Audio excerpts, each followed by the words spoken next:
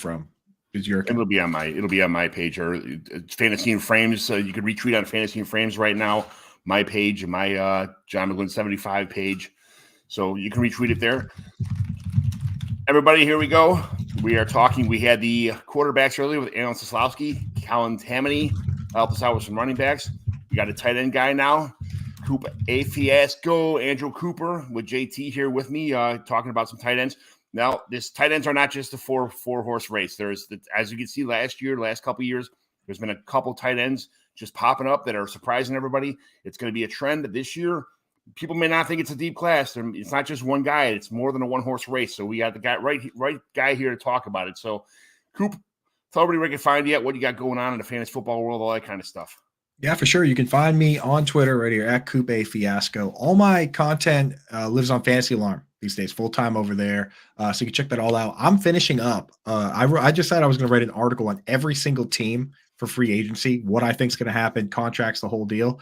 I'm 29 teams in, John. Ooh. So 30 more to go. But obviously, as I'm doing that, I'm up to speed on the prospects, all that. But yeah, so I'm finishing that up, and then we're going right into what everybody wants. The dynasty stuff, the rookie draft, all that. So check that out. That's on Fantasy Alarm. But yeah, I mean, this is when it comes. I just want to say when it comes to tight ends, the best classes all time we're talking maybe 3 or 4 serviceable guys, right? There's two different flavors of like great tight end classes. There's ones that have 2 really good tight ends. So we're talking like Zach Ertz and Kelsey in the same class, or Jimmy Graham and Gronk, right? So those, you could say those are the best ones. Or you have sometimes there's like 3 or 4 guys at most, but we're usually talking like, the George Kittle class, where it's like the guys that are fantasy relevant besides him aren't, there's Engram, and then it's like Gesicki, Hayden. So you don't really have ones where there's, a ton of guys. Like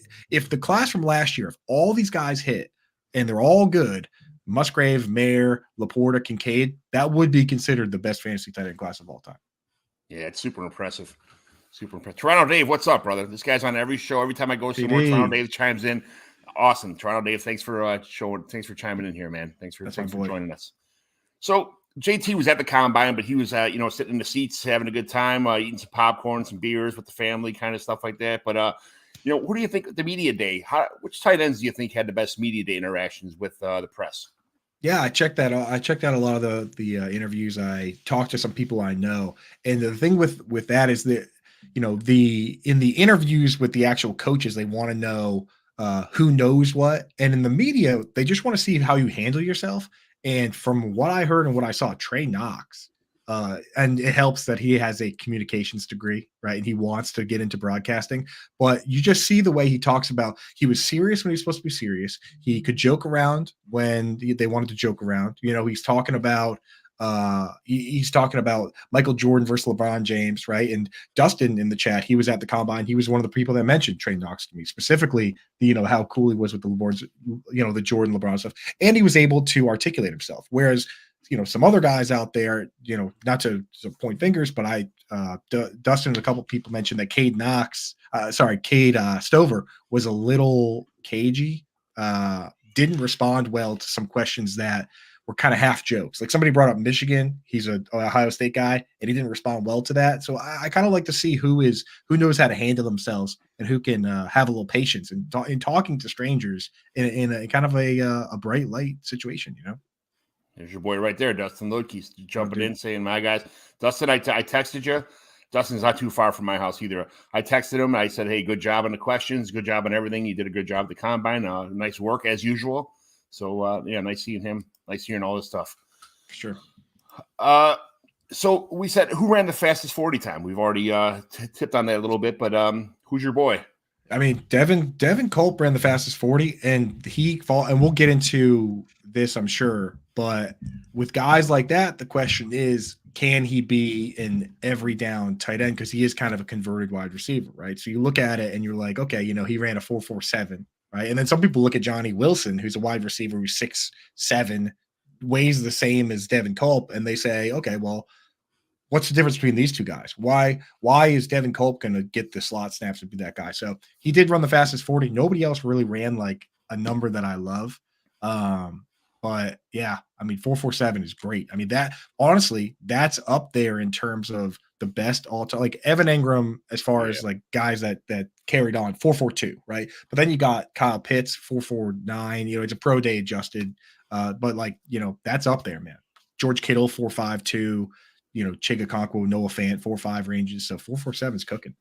Yeah, Johnny Wilson was not a big fan of that question about He moving did it. not like that, no. No, Which so honestly, the thing is, people were like saying, "Oh, you shouldn't ask that" or whatever. Like Florida State guys were like, "That's offensive" or whatever. Here's the thing: people asked Elijah Higgins that last year, a wide receiver out of Stanford, and he said, "Yeah, you know what? Teams talk to me about playing tight end, and I'll do whatever it takes to make a team." And now he's in the tight end room for the Arizona Cardinals, and he has a job. So, it depends how you want to take those questions. I know Johnny Wilson wants to be a wide receiver, but in my opinion, if I was an agent, what I would say is, yeah, I want to play wide receiver, but I'll do whatever it takes to help this team. That's the answer. That is, it feels like it's too easy to give that answer. No, instead of saying no, I'm not going to play tight ends. yeah, and there's a little bit of a pay difference here. I guess it's kind of a lot of a pay difference. And people want to make the money. You're not. This isn't your life. This is a couple of years of being in the NFL. It's nothing's guaranteed. So they want to make as much money as they possibly can in a short window. Which I agree with that 100%. But man, just to get in the league is such just to be in the NFL itself. I would do everything possible, scratching every wall, opening every door possible to try and get in here. But here's the thing: is that the rookie contract, it isn't position dependent, right? Now, if you say I want to play wide receiver, but I'm willing to play tight end, maybe that moves you up around, and then you're actually getting paid more money. What Sure. you do over the next 4 years, whether you convert to tight end or not, that is going to be determined down the road. That's why, to me, it's something where it's like, yeah, whatever you need me to do, I'll play a punter, whatever you need me to do. That's the answer that I would give, just because it's like, hey, look at Matthew Slater. He said, I'll do whatever you want. He was in the league for 16 years. Yeah, don't put yourself behind the 8 ball just trying to make more money right now. Yeah, exactly, 100%. Who ran the slowest 40? So of the guys that actually tested, it was Dallin Holker, which that disappointed me a little bit because that was a guy that went out and had a great final year, and 700 plus yards. For me, I just want to see guys run. Like there's 3 kind of levels of speed for these guys. There's difference making speed, which is like 4.5 and better. Then there's the high 4.5s, 4.6s is get it done range. And then there's 4.7 plus where you really need to be peppered with targets. If you even look at a guy like Zach Ertz, who ran a 4.74, he only had one 1,000 yard season. At 28 years old, he needed 150 targets to get there. That little extra bit of speed in terms of average depth of target, getting downfield, yards after the catch, it does matter at a certain level. So that's why for me, I love to see guys run at least a 4.6 and ideally sub 4.6. Yeah. JT, you coach football, you played football. I played left tackle my whole life all the way through college. I always really, really loved having a tight end on my side, a double team. How important is pass blocking and chipping and run blocking and down at the line and downfield? You get the second level with the linebacker and a safety, the red zone separation. You could be big, but you got to be fast too. You got to run decent routes. It's not all about just who's blocking. You see George Kittle could do it all. The handful of these guys that, Gronkowski, Ertz, these guys, all these guys, Kelsey, they're all good blockers and they're good also route runners, good separators, good everything. Being mobile in the second in every phase of the game. Also, how important is size in the NFL? Is it just about how good of an athlete you are or how good of a football player you are? Yeah, it just depends on, what does the team want you to do? I always laugh at high school. I played running back, but whenever we went 2 tight end sets, I actually played the second tight end. And not because I was that big of a guy. I played the second tight end because I could block. And so they would put me on the line to be that extra blocker, but then they also could send me out on passes. So I think that some of these guys are going to be really good blockers. They're going to be able to maul guys. They're going to be able to really help on those double teams. And some of these guys are going to be like, I'm going to give you a chip. I'm going to give you what I can, but like they're not going to be able to handle some of these blocking situations. So it really depends on what a team's asking guys to do, and then making sure they're asking guys to do stuff they can actually do. So the big one I always get, and the one that drives me mad as a football fan when I watch them is when they have guys, tight ends, block back down on plays and they take on DNs that they have no business blocking, that they're not going to block them. It's not going to happen. You're saying you should get them, but it almost never works. And then that's when you're like, okay, guys, this 235 guy isn't taking out the DN on this team. He's just not going to make that block. So why do you keep having him run that block? So again, if you have a team that's how you want your tight end to block that DN a lot, you want a bigger tight end. You got to get a guy that's 260. You can't be throwing out a 235-pound receiving tight end and then having make that down block to that's basically the most important block on the run, and have that guy doing it and just getting beat every time. And so those are the ones that drive me nuts. Like if that's what you want to do and those are plays, okay, or have that guy help chip. But if you're leading him one-on-one on a stud D end week after week, you're probably losing. You're getting your running back killed most of the times. But that's what you got to figure out what you need. And I think the biggest issue, I think combine-wise, I'll say here, some of the guys that have good combines or look good for certain things in the combine, they maybe don't translate to fantasy success. Right. So it's like, oh, I like that guy. He's going to be a really good NFL tight end. Is he ever going to catch more than 35 passes in a season? Some of these guys probably not. But can they start in the league for 10 years? Technically, could they be a Durham Smythe? He's technically a starter, but he's on everybody's waiver wire because they don't throw the ball to the tight end in Miami. It's just the way it is. So there's some of these guys I like real life. I was like, I'd take them on my team. Am I going to take them for fantasy purposes? Probably not.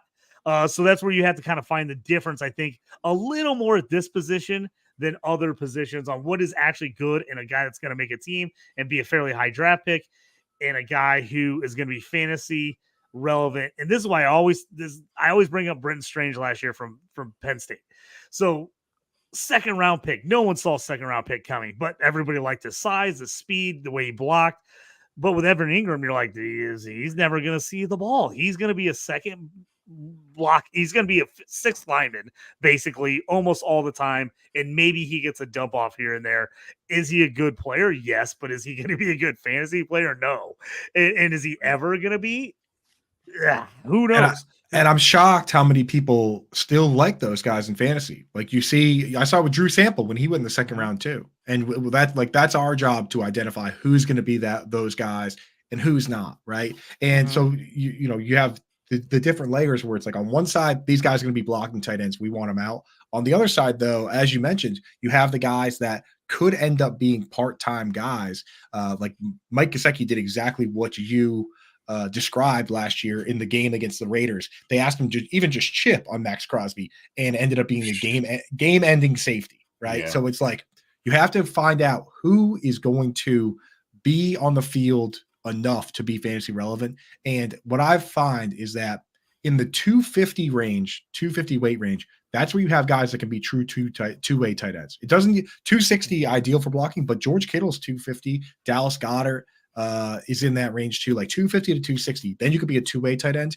If you weigh less than that, you have to prove to your team that you are one of the best pass catchers on the team flat out, and you need to be on the field every single play. Otherwise, if you weigh like 235, the number that Justin threw out there, I think that's the perfect number because that's exactly how much Cameron Brate weighs, right? Like that's how you end up being that tweener, that Cameron Brate, Anthony Firkser, Kylan Granson type player who can catch, but they're not better blockers than a Jelani Woods or Mo Alley Cox. They're not better pass catchers than a Josh Downs. So what are they? They're just a halftime guys. That's why you really truly need an Evan Ingram where they say, man, this guy is the best slot. He's the best slot receiver on the team. He can block better than the slot receivers, which is a plus for him. And that's why he had the fourth most receptions of any player in the league last year, is that he was a full-time player. So when you get – and the thing is, I would rather draft those guys than a lot of the chunky guys. Like I'll take a shot on one of those guys. I've got lots of Kylan Granson, whatever, just to see. But just know that the floor is that they're just going to be middle of the pack, whereas, some of these other guys will be blockers. And there's a big – ideally, you have a guy that just plays wide receiver every play like Mark Andrews. That's the ideal spot. But the next best is somebody that's playing every snap. We'll take a Dallas Goedert. We'll take a Jake Ferguson even if they play in line and block or whatever, as long as they're out there every play. I got an extra left tackle called Darnell Washington. It's number 30 on every roster I have. At one point in time, when he blows up, he'll be my fantasy gold, man. I'll tell you, those guys. So Darnell Washington, he fits in the pure, like when you look at like the best blocking tight ends. Since I've been watching football, the best blocking tight end is Mercedes Lewis, right? Mercedes Lewis had a brief period with the Jaguars where he was kind of a 2A tight end catching some balls. When he finally was like, I'm just going to be a blocking tight end, you know what he did with the Packers? He went out and bulked up to 275 pounds.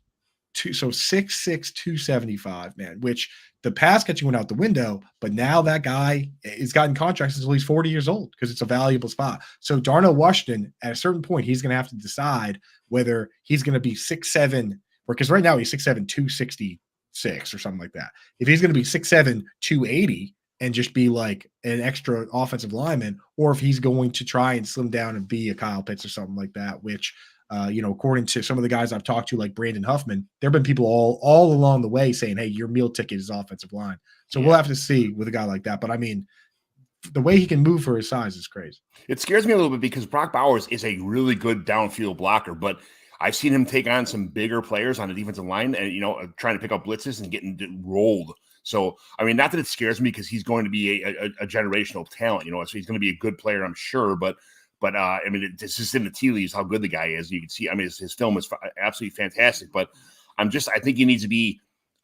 He's a little bit undersized for someone that's got to take on defensive ends and stuff, in that position. The best case scenario for him is if he gets drafted to a team where you look and you say, okay, they already have an inline tight end. He's not going to have to do that, right? Like if my number one landing spot for him is the Chargers release Mike Williams and draft him, and which they would draft at 5, which would be good for the draft capital. But if they release Mike Williams, Mike Williams is the second highest cap hit of any player right now. Keenan Allen and Mike Williams have the 2 highest wide receiver cap hits, 1 and 2. Right. And Mike Williams just tore his ACL. They release Mike Williams and draft Brock Bowers, and they have Donald Parham as the big goon inline tight end. Now he's just free to play wide receiver. Now he's free to be Mark Andrews, who plays 85% of his snaps at wide receiver. Now we're talking this guy should be coming off the board in rookie drafts right after Marvin Harrison Jr. and Malik Neighbors. Yeah, think of like Dalton Kincaid and Dalton Knox kind of situation. Exactly those kind of things where you got a receiver. Yeah, right. Mm-hmm. So yeah, I get it. Who's got the best hands in this class? Who do you think is the best receiver that runs route, but who's going to get the ball every time that you want to throw the ball to him? So I was looking through some of the questions here, and we gotta upgrade this from easy mode to hard mode. So I'm going to say that you cannot. I'm not going to pick Brock Bowers for any of the answers here, right? Is that fair? Because I think Brock Bowers is probably the answer for almost all these, to be honest. Virtually every question. If you want to talk about the best route runner, the best hands, right? The best, the best escapability, like he's probably the answer for most of them. I will say the guy that I think, in watching had the best hands and also statistically is Ja'Tavion Sanders, man. Like this guy's got fly traps.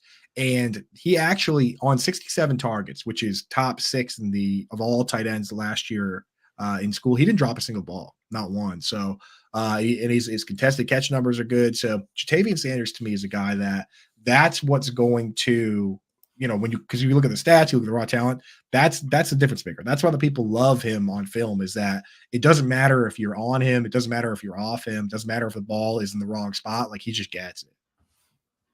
Yeah, I wonder what you think. I was a little disappointed. Saw him run a 4.69. I was like, I thought it'd be a little bit faster than that. I was hoping to be a little more athletic. I mean, that was the one thing that kind of burned me on him, because I was like, I thought everybody was kind of selling him as a super athlete. Now, on the other hand, as a tight end, you see this all the time, and I feel like I always talk about this when I talk about Travis Kelce. But how often are you seeing run direct routes to a certain spot? He's like finding space. He's creating room. He's not like necessarily sprinting to a set spot all the time. And that's where I'm like, Sanders has that feeling of a guy at Texas that kind of found the space where they needed to him, and he kind of got open. And so I'm like, is the 4.69 really going to kill it for me? Because like in a high tight end premium, that's where you start thinking like, hey, do I take him in the beginning of the second? Does he go in the first? Does he drop all the way to the end of the second? I was a little disappointed in that time, but I still think he's the second best tight end in his class, especially fantasy purposes, like you said, just because he does have good hands. He does seem like he's that guy that is big enough. He's not as small. Some of these other catchers, you're really looking at like they're really hurting to push 235. He's actually big enough to actually block as well. So I like him in that position. But I was really hoping he'd get in the low 4.6s, maybe 4.59 in the 40. Yeah, and I'll tell you, like the little cheat code for people, quote unquote, watching film. Because it's like, it's very tough to get into like releases and things like that, and we don't even know what these coaches are looking for on like, sometimes they go, oh man, this guy has everything we like, but his release is bad, but we've coached guys up before, so let's take him. We don't even know that, but I will say this: if you're going through and watching the film, what you want to look for is guys that create for themselves and have the knack. Right. So as you mentioned, like he can find the space, right? He can find those spaces also at the end of plays. And there's three guys surrounding a player. Some guys can get 3-4 extra yards just by finding creases, going up and above. George Kittle, go watch his college highlight. He's just like diving and doing cartwheels and just like finding ways. Sam Laporta breaking tackles all over the place. You know what I mean? Just like finding ways to get open and to actually make plays versus you go back and watch like a Luke Schoonmaker. You can watch every one of his catches in about 10 minutes because he only had like 40 something. And there's one great catch against Iowa, but everything else is really just like play action where they forget about him or screens or like little, you know what I mean? Like things where he's not creating for himself. And a good example for Ja'Tavion Sanders is Zach Ertz. You look at Zach Ertz, to bring it back to him, 6'5", 250, ran a 4.76. So criminally slow, but he was so good at finding separation and he never dropped the ball that he was a guy that garnered 150 targets. Just know that with Ja'Tavion Sanders, with him running a 4.7, 4.69, whatever it is, like he needs targets now because that's the difference between Kyle Pitts as a rookie catching 68 balls and having 1,026 yards versus Jake Ferguson catching 71 balls, catching more balls this past year and having 700 yards. It's that one guy is just bigger and stronger and faster and can do more with the ball in his hands. It's why George Kittle has more 40-plus yard plays than any other tight end that is not close because he runs a 4.52 at 250 pounds. It's like he can, the big plays are he can actually outrun guys on top of fending people off. Rob Gronkowski had to fist fight people all the way up and down the field. That's why he never had monster. Travis Kelce hasn't had a play longer than 60 yards since like 2016, just because he's not fast, but he can find space. And that's what matters for a guy like Ja'Tavion Sanders. But I'm with you. I'm disappointed because if he could be that guy and he runs a 4.58, now we're like, well, this guy can do all of it, right? Mm-hmm. I felt bad for Gronk because towards the end of his career, you could see it looked like he was like going into like battle instead of playing football. He had this strap here and this knee brace and the shoulder straight, and it's like, man, he just got beat up so bad because he did so much. As a Patriots fan, one of the least athletically pleasing players to watch. You know what I mean? It was crazy that he would just make like a shoestring tackle, a shoestring catch, or like a one-handed snag. Yeah. But it always still looked so clunky, dude. He was just like rambling, man. I love watching the highlights because he's just like leaving people in his wake. But you're right that he was like the Michelin man out there, at the end. How big is RAS score for tight ends? Zach Kuntz got a 10. Cole Turner, we just talked about. I saw you tweet about Cole Turner the other day about the his opportunity. I see. I like he got a 4.87, and we know how good he is when he has his opportunity with the Ravens. How big do you think our relative athletic score is for tight ends? So the thing with RAS score, first of all, I love anything. Like I'm a football nerd at heart. You know what I mean? Like I really enjoy anybody that wants to put in the effort to come up with a score or a number and explain what it is and what the deal with is. And if they can present it to me in an aesthetically pleasing way, like RAS score with the green and the yellow, then I appreciate that. And I love that, dude. I love player profiler. I love all that. I will say that if I'm obviously it's not my product. If I were in charge of for tight ends, I would just make some minor adjustments to the way the 40 time is weighted. At other positions, 40 time, this might sound crazy, but at other positions, in my opinion, for fantasy football purposes, 40 time is less important than it is at tight end. And you might say, what the heck? How is it not more important than wide receiver and running back? But it's because of those low target, like the low targets that we get for some of these guys. They need to be really efficient. Like if George Kittle was slow, he would, no one would even think about him.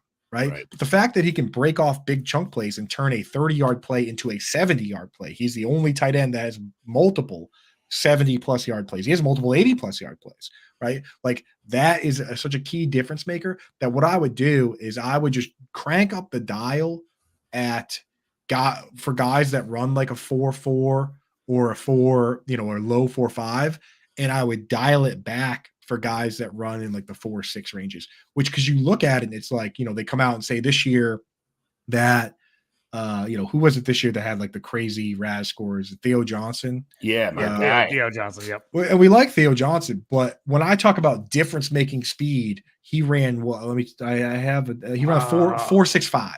4.65 at his size is great, but it's not difference making speed where now he's outrunning every linebacker and every safety and every defensive back. Evan Engram can outrun defensive backs. Yeah. George Kittle can outrun virtually most safeties and linebackers. At 4.65, are you outrunning the safeties? No. You're outrunning the linebackers, some of the linebackers, especially the guys that are there for tackling and not so much coverage. You're definitely outrunning the linemen, but are you outrunning any of these other guys? No. So to me, and it's like, is it that much more valuable for getting out front to block? I guess. Yeah. I mean, like Trent Williams as a lineman, it's very valuable to his speed that he can get out front to block. But in that score, I just sometimes I think that it's not quite capturing fantasy football as much as it is kind of just like, oh, this guy's a raw athletes, and the thing is, it is just trying to capture raw athletes, like Vernon Davis and obviously incredible and these guys. But I just look at his and I'm like, then Zach Kuntz too. I look at it and I'm like, is he a 10 out of 10 for me athletically? Well, he ran like a 4.6. He ran like a 4.58 or something like that. I think for me, if I'm going to make somebody a 10 out of 10 on my athletic score, he's got to run a 4.4 something, right? Like Vernon Davis ran a 4.38, right? Like he's a 10 out of 10. Kyle Pitts, if I was saying like 9.5 out of 10, Kyle Pitts ran like 4. It's hard for me to look at it and say this guy's a 10 when he ran a 4.6. Jack Sensen just typed in here. Breaking news: Schultz and the Texans, 3-year, $36 million with $23.5 guaranteed. So smart. That's good. It's smart deal for them, because if they didn't pay him before free agency hit, the Dolphins would have 100%. Yeah. Justin mentioned it earlier. They value the blocking over the pass catching, which is why they went Smythe over Gesicki. Had Dalton Schultz became available, a guy that just this year played in the same scheme that they run the 49ers, right? D'Amico Ryans and Bobby Slowick brought over that same scheme with the fullback and the 2A tight end. Had he become available, the Dolphins would have 100% snagged him. So smart on them. I think the Dolphins now, their best bet is if they want to upgrade the pass catching from Durham Smythe, either via the draft with like if they're going to do it in free agency, it's Hunter Henry or who, right? Do they even want to though? Because they don't throw to the tight end at all anyway. So what's it? I think, well, that's the thing is if they had, I think the ideal configuration of that offense, right, is what's going on with the 49ers, right? You have 2 wide receivers. You have Brandon Ayuk and Deebo Samuel. That's your Tyreek Hill and your Jalen Waddle. Mm-hmm. And then you have the great running backs. And then you have a fullback, right? The 49ers use Kyle Juszczyk and the Dolphins use Alec Ingold. Once you use that fullback, you're not going to use a full-time third wide receiver. That's why Juwan Jennings and Braxton Berrios are useless. What you ideally would have is a full-time 2-way tight end that can both catch and block. And in that scheme, the blocking is more important, so they chose Smythe. But ideally, you would have George Kittle, who can block and catch. So, like, I think the Dolphins, if they had a 2-way tight end, it might not be ideal for fantasy, but then their offense would be one of the more complete offenses. Yeah, I was stacking up my Brevin Jordan shares just in case something happened there, but that's kind of a we all knew what was going to happen there. He's not. Even when he I has the thought- opportunity, he doesn't make anything I happen. don't. He did have that big play in the playoffs, the 70-yard touchdown, and I don't think that's a crazy thought, McGlynn. Not at all, because Schultz could have been gone, man. Because again, was the number one free agent tight end. Yes, by In far. my opinion, no question. It's him and Hunter Henry probably in a tier of guys that can do everything, and then you've got like Everett, that's not a good blocker but can catch. Fant, who is not a good blocker and just a pure prospect, right? Type, like just chasing athleticism. So not a good free agent class. So, but I was with you. I'm with you that stashing Brevin Jordan wasn't crazy, but now you can kind of let him fly Punt. away. Yeah. Theo Johnson was a guy I was really me and JT been talking about him for months now at this point in time. And JT had mentioned Brevin Spanford also, relevant players who had a kind of a poor RAS score. So these things, right. We'll see how they translate to the NFL as far as that goes. But Theo Johnson, I just think is a good player, with a good RAS score on top of there. That just adds to his draft stock. It's someone I want on my team. I wanted on my team to begin with, first of all, but then this kind of just solidifies things that I already thought that he was a good athlete too. So I guess that's where the RAS score to me, when I already know he's a good player and he has these good testing scores too, that's what solidifies things for me as far as I acknowledge kind of what I was already thinking to begin with. It's a cherry on top. That's what Yes, it is, man. yeah. And then some people, you know what? If they're going to get ice cream, they have to have the whipped cream. They have to have the cherry. For me, I'm like JT, where I wait for the draft and I say, okay, how are they going to use this guy? And if you have an Isaiah Likely that is a Zach Ertz type that just plays slot, even with Mark Andrews, he doesn't play in line ever. He played like 80% of his snaps at wide receiver, blocked on less than 2% of his pass plays. I mean, if they're going to use him like that, then I don't care, right? Like if the ball is going to go to him 6-7 times a game, which is all I care about, then yeah, we don't care about that. So to me, the draft is huge for tight end because it gives you that narrative. It tells you who's going to be the Brenton Strange blocking tight end, Darnell Washington going to be the sixth lineman, and it tells you who, the reason I drafted Kylan Grant is that the president of the team, Kevin Rogers, comes out and says, hey, we look at this guy and we see Trey Burton and we want him to be Trey Burton. And I said, you know what, Trey Burton, all right. He was all right for a little bit there. He's at least got a pass catching role, right? So that's how I look and take stabs, man, is I do that. So RAS score, great. If it all comes together, then great. But like, I'm not going to completely fade a guy that goes in the second round to be a pass catching tight end just because, he's had some red on his chart. Yeah, John, I think there's, like you said, I think there's a big variance in the guys in this draft because of that. So these are the guys I think, like he talked about, the Kylan Granson types. The guys are basically Isaiah Likely, and that's Jaheim Bell and Cade Stover. Yes. Yep. To me, those guys, if they land up in a good spot where they use them like that and they're going, hey, we're not having you block back on the defensive end all the time, then I think those guys could be relatively good, but they're not very big. They're 235 and there's not a lot of room on those guys' frame to really add weight. So you're never going to get those guys up, I think, into the mid 250s. They're going to have to play around 235, 240 probably. So I like those guys in the right situation. In the wrong situation, those guys just get buried because they never even see the field because they don't use them that way. Now you go the opposite side of that, which we were just talking about, the guys with the big size, the guys with the good RAS scores. You get a guy like Tip Riemann from Illinois who's 275, 6'7", 275, 993 RAS score, but barely saw any targets in college. Right. Like Illinois already wasn't very good at throwing the ball, and then they never looked to him. So is a team going to look and say, oh, we can use him because we're going to use him in this, Smythe role or somewhere? I'm basically going to have this guy block all the time, and if he's open, we'll drop it off to him, but we're really not going to have him run very many pass patterns. He's really going to be a blocker for us. Is that a guy? Is he going to do that? The Halker, the 40 time is what hurt him because, dude, so like disappointing. Luke said, he's a guy that was bigger that we thought was going to be a pass catching bigger guy. Right. Like, oh, he's the bigger guy who can catch passes, and then when he ran so slow, you're just like, he runs slower than Spanford. And Spanford is just a beast of a human being. Again, he's a 6'7", 6'8", 280 guys. And you're like, oh, man, he ran slower than that guy? Which you almost I think he makes a roster, but again, he's going to be a goal line, one target a game type of blocking lineman. So that's where you're going to have to kind of figure out where some of these guys fit in. You know, a Ben Sinnett could be a pass catcher. They threw him the ball at Kansas State a decent amount. Is he going to get that opportunity in the pros wherever he goes?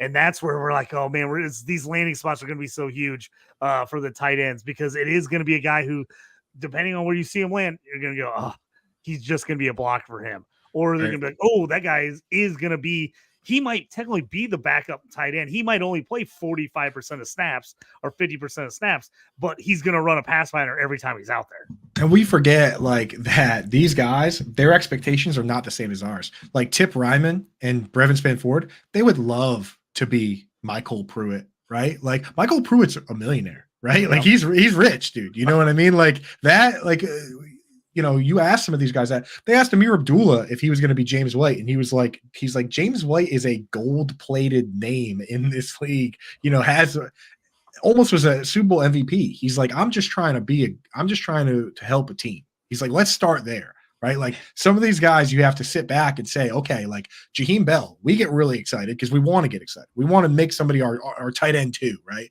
But Jaheim Bell is basically like, as JT pointed out, he's battling to be Chigakonkwo. He's a slower he's basically slower version of Chigakonkwo, Gerald Everett, much slower version of Evan Ingram. Like that's his goal. If he could be a guy, like for us for fantasy, if he could go to a team where he's the second target on the team and an every down player out of the slot, then he's fantasy relevant. But just think of how difficult that is. Just think of how difficult it is. In all likelihood, we've got Brock Bowers as the number one guy, and then maybe one other guy from here. And it could even be a guy like Eric All that we're not even talking about because he tore his knee up and didn't even get to do the combine, right? So it's like a guy like that out of Iowa, the tight end he's, you know, good behind the scenes numbers, yards per route run, all that. It's like it's so difficult to pick it out. That's why people think that I'm the guy that loads up on tight ends in the drafts, in my rookie drafts, and I almost never, because I'm the guy that ends up just adding them based on what they do. Like most leagues I'm in, it's like Mark Andrews, who was the second tight end drafted on his own team after Hayden Hurst. George Kittle was a 5th round pick. Like we just go and do that. I did draft Evan Ingram because he ran 4.42. You know what I mean? Like I couldn't get Kyle Pitts because I'm too good at this. So I didn't have a high enough pick, but I would have drafted Kyle Pitts if I could too. But like, and Brock Bowers, I will draft too. But for the most part, I'm not going to be the one that goes and drafts the second tight end off the board, because I think in most cases, those guys are overpaid for. Evan Ingram's like Bitcoin. He started out good, and it's like you just held on and you sold, and now it's like. I wish I had as much Bitcoin as I have Evan Ingram. Let me tell you, Johnny, dude, he's been my Bitcoin, dude. Yeah, I think last night on the Sirius XM we were doing a contest of like comparing players to movies, and I was like, Evan Ingram is the Fast and Furious franchise. He came out hot with the first one, and then it went bad for a little bit, you know, and he had the one Pro Bowl season in there, which is kind of like his Tokyo Drift. But now that, you know, you get the 5th and 6th movies, you're like, okay, these are actually really decent movies, right? So we'll have to see what happens next. But yeah, Evan Ingram, Fast and Furious, baby. Let's go. My man crush is Tommy Tremble. I'm a Notre Dame fan. I have this Notre Dame season ticket holder, all that kind of stuff. Like, is there a Tommy Tremble in this draft who's just going to be an NFL stable for years to come, but it's just never really going to be fantasy relevant?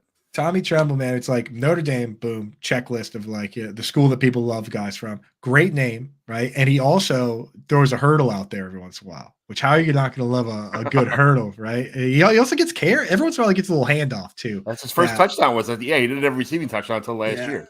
Yeah, my comps for him you wouldn't have liked. But one of them was Chris Cooley, which you might have, you know, right, as like a hybrid fullback type guy. You know what I mean? H-back, like a move tight end, H-back. In this class there are some like I'm scared that the guys that are going to end up like that is like a Theo Johnson, where it's like a team looks at him and says, oh, very athletic and the whole deal. And they kind of use him in gimmicky ways, right? He had he had a knack in the red zone. I think he had like 7 touchdowns, something like that. Yeah. But they don't look at him and say like, oh, you're going to be our every single down guy. Like you're just going to be like our sneaky weapon. The guy that people don't know is athletic enough. You know what I mean? So I do I do worry about that. From this class, I mean, for me, if I was going to pick a name like that, I wouldn't even pick somebody with the combine. I'd pick like McAllen Castles or something, like a guy that, right? Just like a Senior Bowl. Another one of those guys, 2'8", 235, but he's got there's a little funness to his game, Who really needed to come to the combine to prove something to everybody? JT already said it, and he didn't do it, which was Dallin Holker, right? He needed, and he's the one that because 700 yards, right? And you're for tight end in college in 12 games, 13 games, you're like, it's a ton. It's a ton. It's 100 yards, yeah. You know what I mean? So I was like, and plus, he was he also was part of the Colorado State circus, right? So it was like he was on the net. He way more national TV games than he should have been on, right? So I'm watching the games, right? And I'm like, yeah, all right, like who's this guy, right? So then he needed to come out and do a little more than he did, which is a shame that he just the slowness is the problem for me. Yeah, who helped their position the most by showing up and doing all the drills at the combine? JT, you can start with that one. Yeah, you can jump in. Yeah, if you're gonna say, guy just because that maybe wasn't on anybody's radar, and maybe he's still not on anybody's radar fantasy wise, but a guy helped his NFL stock, I think, was Tim Ryman from Illinois. I mean, he's just a guy nobody really heard about. Their offense wasn't really explosive, but he came out 9.93 RAS score, was just behind Theo Johnson. Guy showed really good size, agility. That's a guy teams are going to use. Like, even if he's their third tight end, somebody's going to be like, hey, we can use this guy in dim formations, or we can use him as a blocking back all the time. So he's a guy who maybe would have been like, does he even get drafted? To now, I think he does. I think he definitely gets taken. And maybe he gets taken in the fifth round, something like this high as that. I don't see him going way high because, again, he doesn't have much of a receiving profile at all. But somebody's going to like him just for the athletic score, the fact that he's big and can be a second, tight end for you. If the Colts don't take Brock Bowers, which I'll be super disappointed if he gets a 15, they'll take him because I love it. If he doesn't, Tim Raymond, he's the type of guy that the Colts always take. Right. They will absolutely take the guy with a super high RAS score that's just big, and they love those tight end RAS score. They will be all over him in like the 5th round. I'm telling you right now. They got half the league on their roster. They don't care. They don't care. He loves the RAS scores. He loves those guys. He'll keep adding them to the mix. He loves 6'7", 6'8", 270-pound tight ends that had huge RAS scores. I think Kylan Granson ends up being a cut candidate here. And if they have Tip, and Tip's going to be inline tight end, because I think what really makes Granson a cut candidate is not that he's not solid at what he does, but I think Will Mallory kind of showed enough that he can do what he did on a cheaper deal, right? Yep, and you already got Jelani Woods coming back from injury as the big guy. So now you get rid of Mo Alley Cox. You let him go. You got Jelani as your big guy. You go, do we want Mallory or we want Kyron? I think they would probably lean Mallory because he's more athletic and he's a little bigger, and he's probably almost as good as a receiving tight end as Granson. So I think I lean Mallory there too. I agree with you. Yeah, absolutely. Who goes undrafted that should be drafted this year? Yeah, I mean, it's tough. So that's the thing. You're talking to a fantasy football guy. So the guys that I think should be drafted that might go undrafted are strictly fantasy based. Like, if Tip Raymond doesn't get drafted, I don't care. I care less. You know what I mean? Like, Big Goon doesn't believe in birds, but for which I will give him credit for that answer because he got his name out there, and that is like as long as he's joking, right? Which I think he is, because it is kind of like I've seen like the subreddit like birds aren't real, and it is kind of funny. But like as long as he's actually joking and does believe in birds, then that's a good way to get your name out there. Say something crazy. So shout out. Yeah, I think that a name that might not get drafted is Isaac Rex, right? So Isaac Rex, not at the combine. But and I know we're trying to. Should I give a name from the? No, whatever. Have at it. Okay, yeah. So Isaac Rex is a guy for BYU that he came out, scored a bunch of touchdowns as a freshman, like a ton of touchdowns. I think a record for BYU, and he was good enough to the point that our guy Dallin Holker there actually transferred out. So he was at BYU, transferred over to Colorado State, and Isaac Rex stayed, and now he's going to declare. And he didn't get the invite to the combine, which is kind of disappointing. But and now he might not go drafted because now he's just going to have the pro day numbers or whatever. But I think Isaac Rex is a guy. And I look at the numbers and I'm like, he should have been invited. You know? Yeah. JT, how about you? A guy I think is probably going to get drafted, but depending on landing spot, will not get drafted in fantasy drafts. To me, is Cade Stover. He's a guy that was really solid at Ohio State. He was a nice over the middle guy. He didn't test as well as I thought he would. He didn't have a terrible RAS score. He was 8.33. But usually because the tight end, the way they do the RAS with the height, weight, all that, tight ends tend to score a little higher than on some other positions on just how they kind of weight those things. He's a guy that, I was eyeing, pre-mocks. I was doing some mocks. I was always taking him in like the 4th, 5th round. But he's a guy, if he goes really late or he goes to a bad spot, I could see him just completely getting forgotten in fantasy mock drafts or in even real rookie drafts when they get here. I can see everybody kind of just bailing on Cade Stover. But he's a guy I'm intrigued by. I thought he had a pretty solid season at Ohio State. I watched them a fairly good amount, and he was always a guy that kind of jumped out at me. But, man, he ended up being a lot smaller than I thought he would be. I was hoping he would be a little closer to 250, and he was really like 235, and he did not look like he had much room to grow. So that was the one that kind of got me on him because I just thought the hands, the way he kind of found space across would be interesting. And Jaheim Bell, he's the one guy I'm real interested in just because athletically, what could somebody do with him? But then the question becomes, like Coop said earlier, does he become a gadget guy for somebody who likes his athleticism, likes the different size, gives him a handoff at the 2-yard line on a tight end reverse ever so often, but he never sees more than 3 targets in a game. But, he'll throw in a random touchdown because they'll run a special play for him.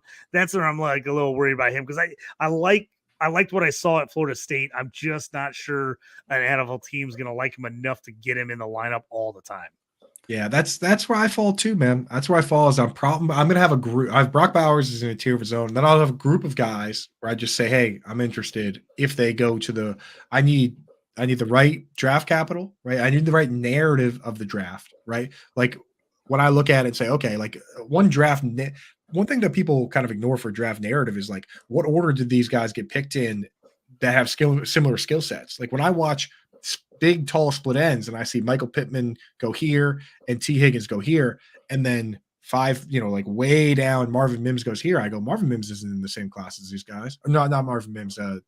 Denzel Mims. Denzel Mims now is not in the same class of these guys anymore for me. And same thing with like Sam Laporta going ahead of Michael Mayer. I was like, okay, that just confirmed a very important piece of information for me. So with this whole group of guys, I'll look and see, right? And if somebody comes out and takes Eric All as a tight end 2 to a team that needs a pass catching tight end, now I say, hey, you know what? I was rooting for Jaheim Bell, but they took this guy, right? So some people hate that notion, but I personally care what NFL talent evaluators think. I personally do. Some people, I know people love to be the scouts themselves and think they got the system that's better, and maybe they do. Maybe they should be working for NFL teams and because their system is actually better. But I like to take my system and use that as a data point. What about like a Jared Wiley kind of guy? Jared Wiley, I heard he there's another one of those guys that falls in like the Trey Knox category that he was like very as far as like having a good combine from the sense of his presence was very good. People liked him. They liked talking to him.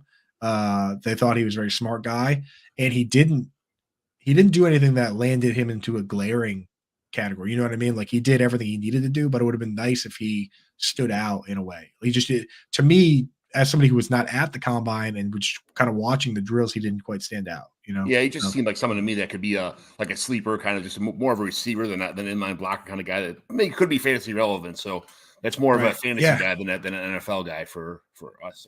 Which that's what I care about. You know what I mean? That's why I'm like, Jaheim, I don't care if Jaheim Bell doesn't block or whatever. He ran a 4.61, which is nice, and he's 6'3". He's similar size to Chig and Ingram. Yeah, I don't care. I do not care about blocking. Yeah. What's best landing spot for Brock Bowers? We'll start with you, Coop. Yeah, so I'd kind of split these guys up into, who's a two-way tight end, who's kind of a move tight end. So for Brock Bowers, like the ideal landing spot, I kind of mentioned it earlier, would be Chargers, release Mike Williams, and then they take him, and then he's basically their second pass catcher right away. But beyond that, I don't care where he goes as long as he has a path to being a top 2 target on the team. But Chargers, that's my dream one is Justin Herbert and no Mike Williams. Oh, that'd be perfect. JT, how about you? What's your favorite landing spot for Jatavian Sanders? Oh, so Sanders, I really think he could go into a lot of places. I just think it just depends on how high people want to draft him as far as draft capital. He feels like he should go somewhere in the second round. Now, does that mean middle or end of the second round? Kind of depends on who's kind of sitting there. I think, we like talking about it all the time. We had a little resurgence last year with a really nice tight end class. There's still plenty of teams that need guys. I mean, you look at the Seahawks just got rid of Noah Fant. Where does he land?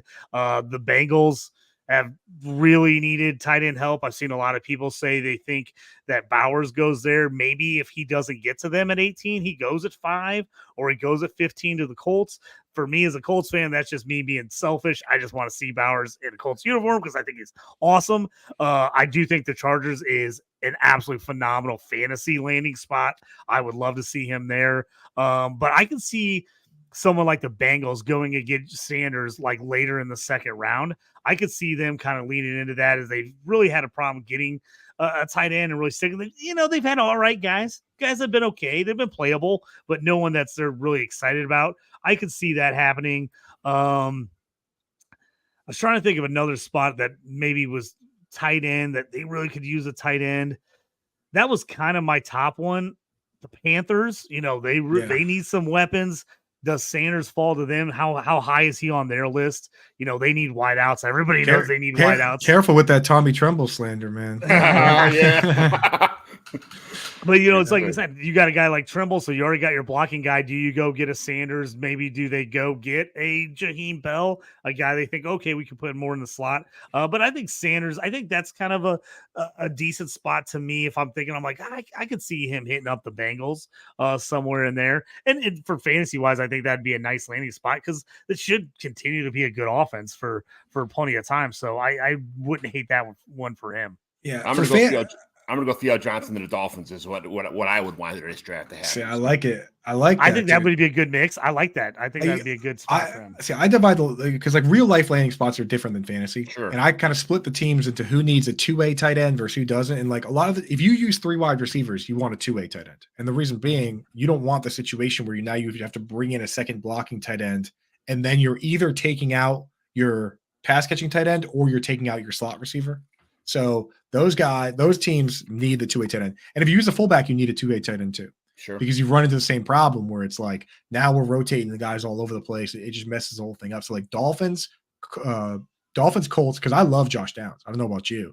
So I don't want Josh Downs rotating with a tight end or any tight end. Yeah. I want him in all the time. Exactly. Right. If anything, I want Alec Pierce coming out and then coming in for 3 wide receiver sets as the third outside wide receiver. But God, stop talking about the Colts. JT's gonna have to get out. Woody over there. I was saying, Alec Pierce. We were doing our movie.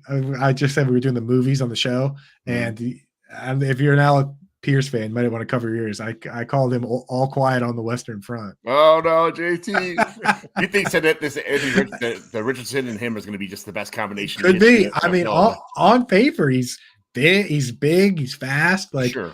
He just needs to connect with somebody that can get him those balls. But like, so the Colts, because they have 3 wide receivers, I like. And I do like Alec Pierce. That was a joke. But the Rams, they want to just have one tight end.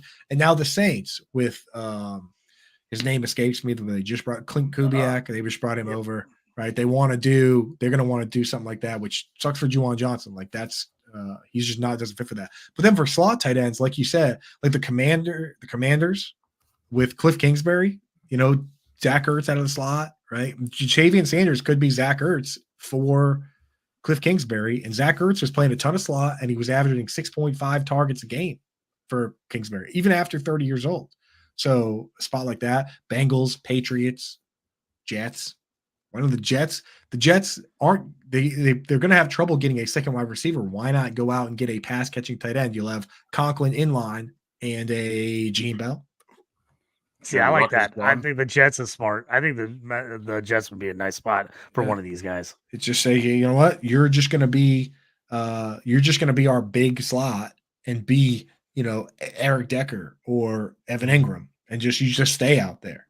And we'll use Wilson and one other wide receiver. One other wide receiver, and then you got inline tight ends, whatever you want to do, and then you have Gene Bell. That would be perfect. If they told us that's what they wanted to do, I'd move him way up. Oh yeah, if that was what was happening, we were looking at that. I'm like, all of a sudden, Jaheim Bell's way up in my fantasy drafts. Second round for sure. Mm-hmm. Which taking a tight end in the second round of rookie drafts is it's a big leap, man. Laporta, people were worried about it. I was doing it, but like. I got him in the early third in a couple leagues, and I was stoked about it. And I took Kincaid in some of the same leagues at like end of the first, and then I was like, "Gosh, I would have taken somebody else if I knew I could have got Laporta at the beginning of the third." Yeah, and then he's taken both. That's the thing is, I missed. I either have most of the dynasty leagues I have one or the other. But there have been times where I've been said, you know what, everyone else has it wrong. I took Jalen Hurts and Tua in a league in the third round. I was like, you guys are all stupid.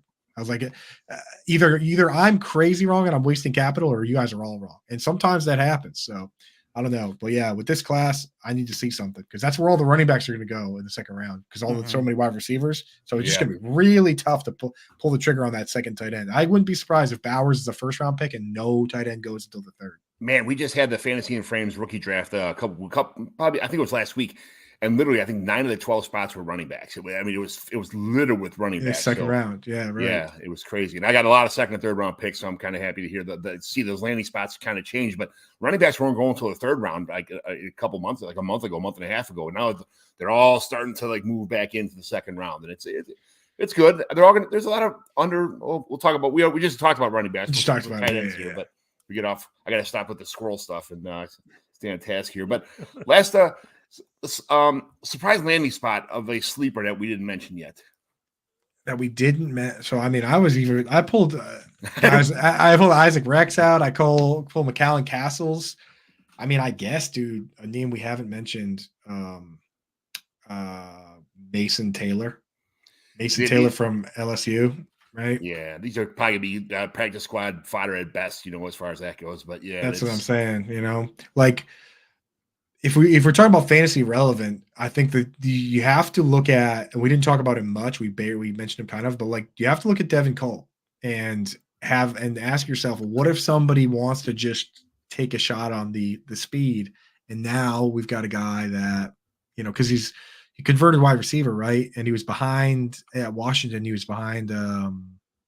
No, all those guys. There's so many wide receivers. Westover, he was behind Westover and behind a bunch of wide receivers, and they converted him to tight end. It's like, what if people look at it and just say, hey, you know what, this guy's the best bet to just as raw talent, So I guess that, it's like, Yeah, JT's been all over Ben Sonata. I've been all over Theo Johnson, so it's kind of it's nice. So they're a little bit deeper tight ends in this draft class, but it's you know what. Thanks for joining us today, man. This was Wendy says hi. Hi. Here she is. What up, Wendy? One of my favorites. Yeah, she's awesome. She did such a good job at the combine interviews and all that stuff like that. It was everything she did. Her videos on the way to and from the combine, at the combine, the questions she asked, and how she asked them to people with her politeness and her happiness and her bubbly, everything about her is awesome. So, but great. Coop, really appreciate you coming on this week, man. Where can everybody find you at one more time on the way out? Yeah, for sure. Coop A Fiasco on Twitter. And then, I post everything I write over there at Fantasy Alarm.